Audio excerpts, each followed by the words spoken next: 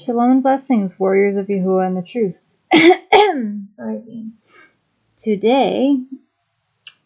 Today we will be continuing on with video number 18 of Wormwood, the secret of lawlessness in one word. Now we are on... Here's the next reply from Ask a Catholic's website. Catholic or Roman Catholic worship J-E-S-U-S, J-Man, and only J-Man. J-Man founded one C-H-U-R-C-H on St. Peter, Matthew 16:17-19, and said the gates of hell would not prevail against the C-H-U-R-C-H he founded on St. Peter.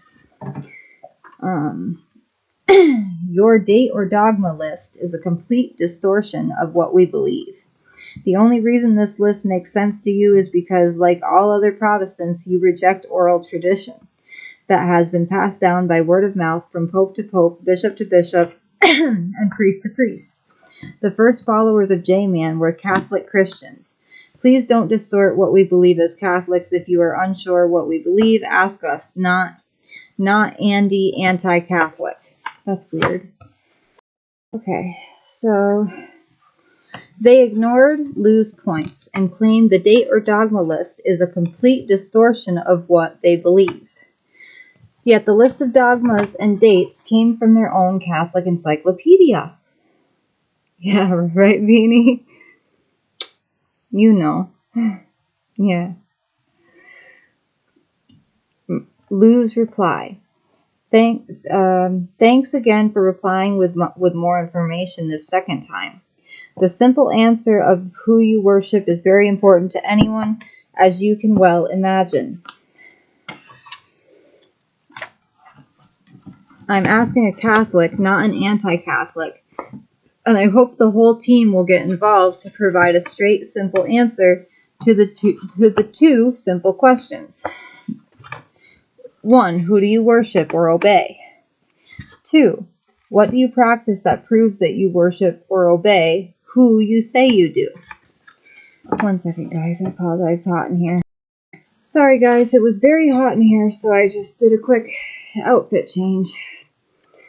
I figured don't wear a tank top. Just put on a short sleeve shirt. Okay, here we go. Okay. To a Catholic, the Catholic dogmas matter, since they are dogmatic and unalterable, even by later dogmas. I only presented them because they greatly add and take away from the word of Yahuwah and emphasize obeying, worshiping traditions of men.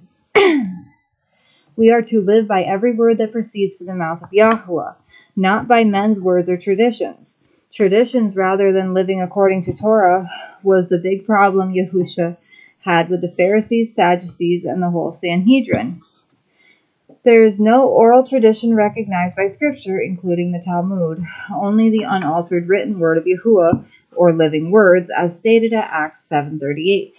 The list of dogmas are from the Catholic Encyclopedia, and are a timeline of required Catholic beliefs. If any Catholic refuses to believe any one of them, they face excommunication by the terms of that faith group. Not Lou's or mine. If you worship a deity, J-Man, what proof is there in how you live from what he said to do and obey? We are to walk as he walked, live as he lived. No doubt you know there was no one named J-E-S-U-S in the first century, and you mean Yahusha, the only name given. The IESV, IHS, IES, ICXC, and IESUS, Greco-Latin, Christograms, and theonyms were devices to conceal the true name, not reveal it. If you worship him, then everything he ordered must be obeyed. He said to pray your flight is not in winter or on the Shabbat. He did not mean the day of the sun. Constantine altered the day of rest, and Laodicea outlawed resting on the seventh day. If all the popes, bishops, and priests agreed on error, Yahusha's word trumps them all. Their words will pass away, but Yahusha's words will never pass away. We are to live by every word that proceeds from the mouth of Yahuwah. not by men's words or traditions. In reality, from everything you've said so far, you worship tradition, not the Creator, Yahusha. Perhaps Lou misunderstood. No, I don't think so. But what is it that Catholics do that prove they worship Yahusha? No one knew anyone named Jesus until the 17th century on planet Earth. Please explain where Yahusha told us to get busy with ideas like purgatory, eternal suffering in fire, relic kissing, veneration of human remains, transubstantiation, bread wafer transforms into living body and blood of Yahusha with words hoc est corpus mum, statue veneration, kneeling before objects, steeples or sun pillars, bells, worship of the hosts in a monstrance sunburst object, prayers to the dead, necromancy via rosaries or counting beads, monks, nuns, popes, priests, celibacy, indulgences, Trinity doctrine, infant baptism, apostolic succession, sacraments, crosses, symbols of sun deity everywhere throughout history, replacement of name Yahuwah to Lord or Baal, the demon, adoption of Easter or Ishtar fertility festival with sunrise worship, and egg, bunny, or fish symbols, Natalis Sol Invictus Saturnalia, transformed into Christ Mass, a celebration Yahusha's birth, and much more. Next time, we will be reading Hebrew Roots Are Feared. How did one faith become two completely different ones?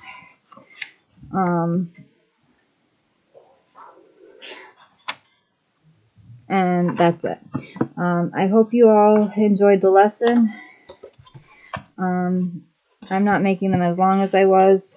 I'm trying to cut down on my screen time, but I'm also still trying to teach the Word of Yah and glorify Yahuwah every day. I love you all so much. Baruch haba b'Shem Yahuwah. I love you all. Shalom and blessings.